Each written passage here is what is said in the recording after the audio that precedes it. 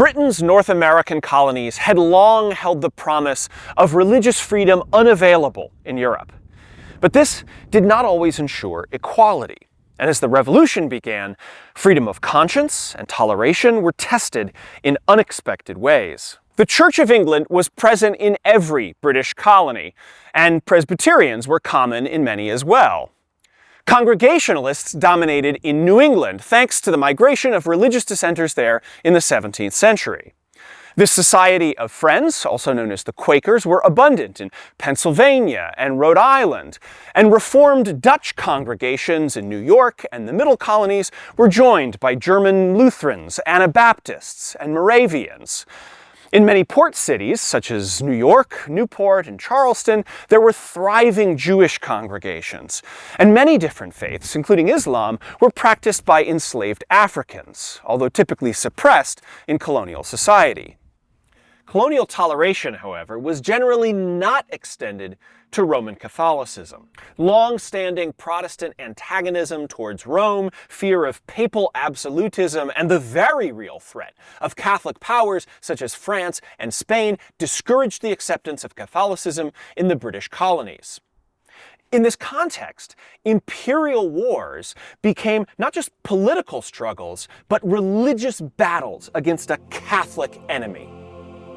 Following the British conquest of Catholic Canada, Catholicism was legally preserved through the 1774 Quebec Act. Given the religious tone of past imperial conflicts, this alarmed Americans and unified colonial opposition. Still, Americans appealed to Canadians to join their resistance against the British administration, emphasizing political, not religious matters, and reminding them of the Swiss example of political coexistence between Catholics and Protestants. These appeals were largely intellectual up until the capture of Fort Ticonderoga in 1775, which laid Canada open to military forces that might help transplant what they saw as English colonial liberty. Most American soldiers were Protestants, and many felt a religious fervor in asserting those English rights. In 1775, Washington had to restrain his army outside Boston from their often raucous celebration of Pope's Night. This Yankee expression of Guy Fawkes Night on November 5th culminated in burning effigies of the Pope and the Devil. Washington hoped to preserve discipline, but more importantly, to promote the tolerance that the Continental Army needed to express to win Canadians to their side.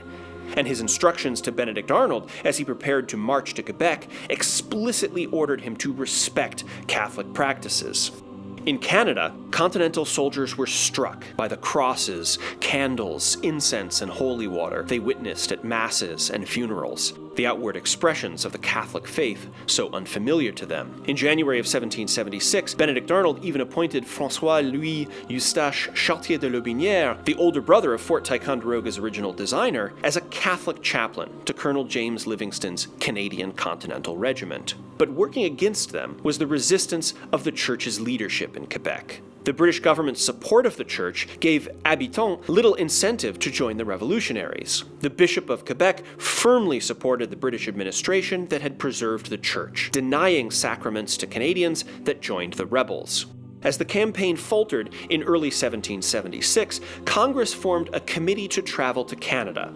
The most famous commissioner was also the most famous American, Benjamin Franklin.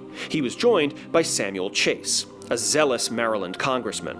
The remainder of the commission were crucially also Marylanders: Charles Carroll of Carrollton and his cousin, Father John Caroll.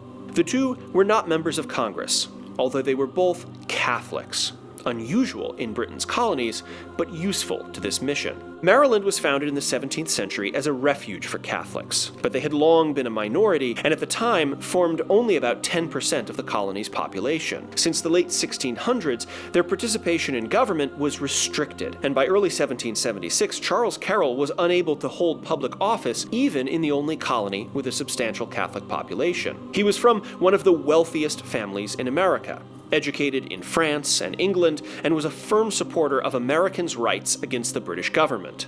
His cousin John was a European-trained Jesuit priest. Congress believed that the Carrolls would provide a useful cultural bridge to the Canadians and support the work of the Commission by showing that their confederation welcomed this diversity of conscience. Despite this, the committee failed to alter the outcome in Canada.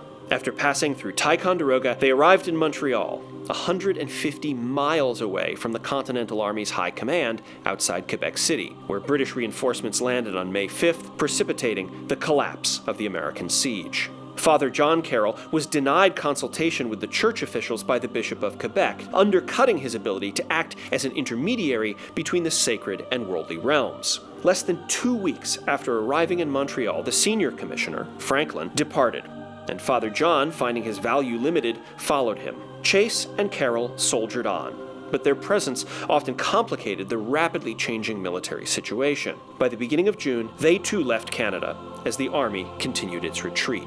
The Canadian invasion did not bring the province into the American Confederation, but Charles and John Caroll found futures as American Catholics that were unthinkable as British subjects. John later became the first Catholic bishop in the United States. Charles Carroll, Benjamin Franklin, and Samuel Chase all signed the Declaration of Independence that summer.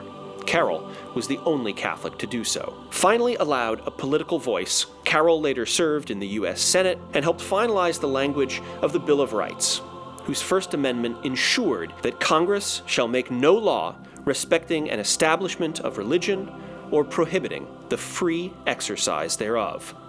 He died in 1832, the last surviving signer of the Declaration of Independence. By that time, the United States had still not yet lived up to all of its ideals. For instance, Carroll himself benefited enormously from the institution of slavery, which undercut the Declaration's assertion of equality.